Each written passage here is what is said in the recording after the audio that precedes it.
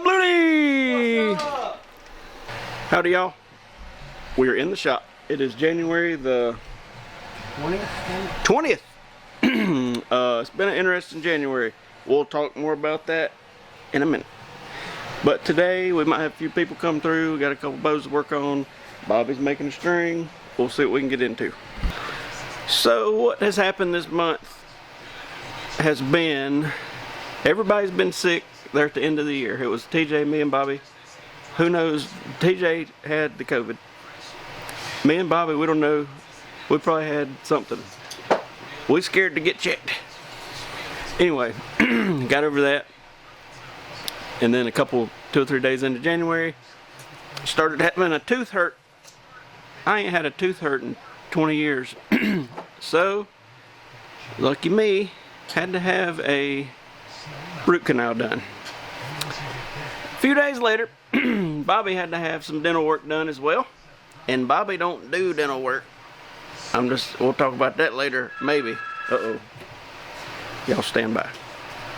Anyway, Bobby, he needs to be knocked out, fully intoxicated before they're gonna touch his mouth. Scaredy cat.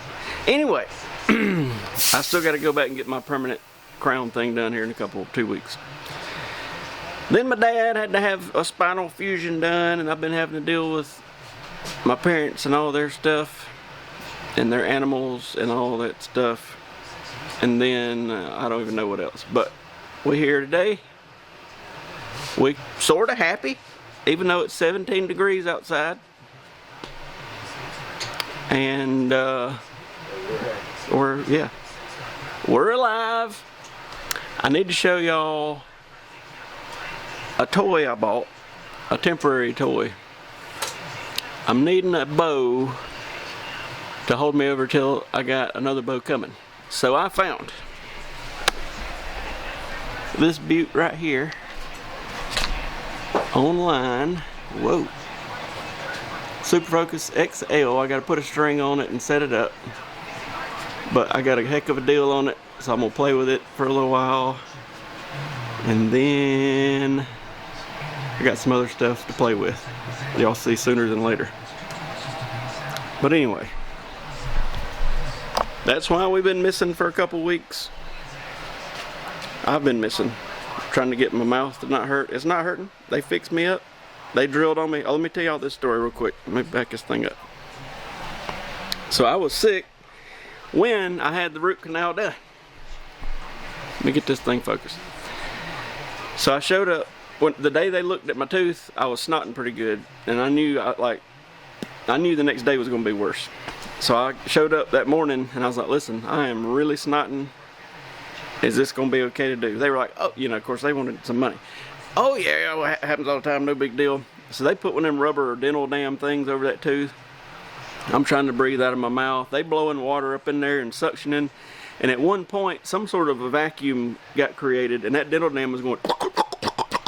And I was like, and she was like, "Are you okay?" And I was like, and anyway, that was the only exciting point of the whole thing. Honestly, I didn't feel them give me the shots or nothing like that. It was pretty much just straightforward, a 2-hour sit there and let them drill thing. But the breathing portion of it was not good. And then a couple days after that, the tooth quit hurting. That was good. But then I still was all snotty.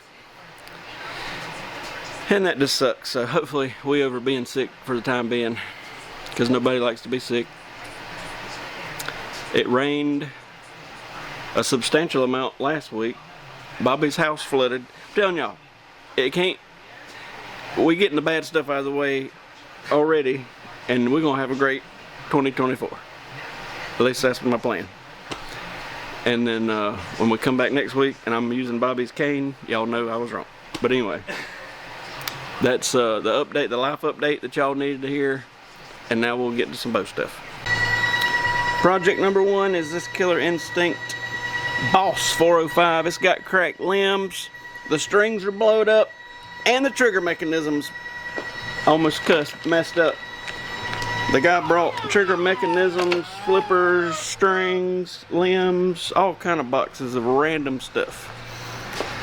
So, $3,000 later, we're gonna fix this joker up. We've come to consensus here. If you have to work on a Killer Instinct Boss 405, it's a piece of shit. And throw it in the trash. We've took approximately 83 screws out of this thing, and it's still together with plastic parts, hot glue, and paper clips. Y'all stand by for further update. Let me introduce y'all to my long-time friend, Mr. Jason Long. I rarely get to see him anymore. Listen, it ain't that far up the road, but it's a good little ways up the road. Man moved to Newberry. Newberry. Me and Jason's got to tell y'all a story. Around about 2002, we rode with a fella, I think his name was Brad. Brad, that seems familiar. To Charlotte? Charlotte. At the Bass Pro, they had a pop-up tournament. And Brad had one of them Mopar. You had one too, didn't you? A Mopar Yeah, Dodge like a trucks. Dodge truck, yeah. And on the way back, Brad, what was it? Some motorcycles went past. He couldn't stand it. And he hammered it. We were doing like 150 or something. He said, I'm going to catch up with them motorcycles. I said, man, no, you ain't. He said, I'll show you. He freaking stomped. And Jason was like, Bo, slow her down, Bo. We were flying. We were flying. It was bad. It was at probably 85 going down. Yeah. Highway 85.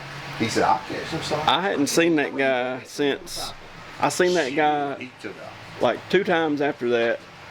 And one time, he lived in Georgia, I think. He had rolled his truck or something. Oh, I can't imagine. And I don't know whatever happened to him, but that was a wild time. That was a wild ride. We used to shoot some pop-up shoots. I forgot all about them things. Yeah. They were popular. They were fun. I actually be honest with you, Jeremy, I just been buying freaking Walmart arrows. And I know they heavy as hell, but they convenient to buy. You got this for what, $225? $225 or $250, I forget, but $200. Yeah. Dang it. And then, like I said, I didn't know nothing about the bow. YouTube's done changed though. It has. So you chipped your scope when your bow blew up. The bow blew up on me, and the damn arrow just went down the bottom of that damn sight, and that's why you see that little spot there. And that arrow smoked. I mean, it was gone. It was almost like it just disappeared. Did it spook you a little bit? Oh, hell yeah. Oh, a little hot to trot. I was aiming lower. It'll hit a little higher. A little speedy. Tuned in here. Yes, sir. Oh, okay. Hey, how you doing? Dang lane. Crazy.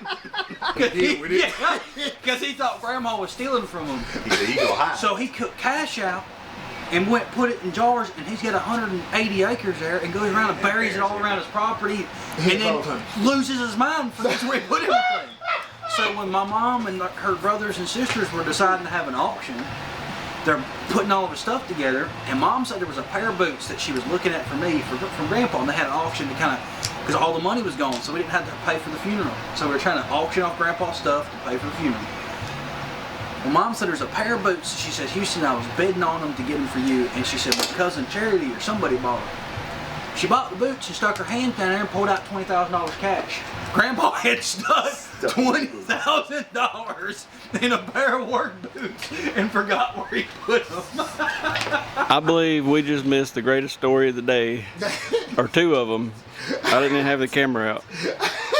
One fella stapled his sack back together after a full weather wreck. Yes. It wasn't Jarvis. It was not me. It was a friend of mine.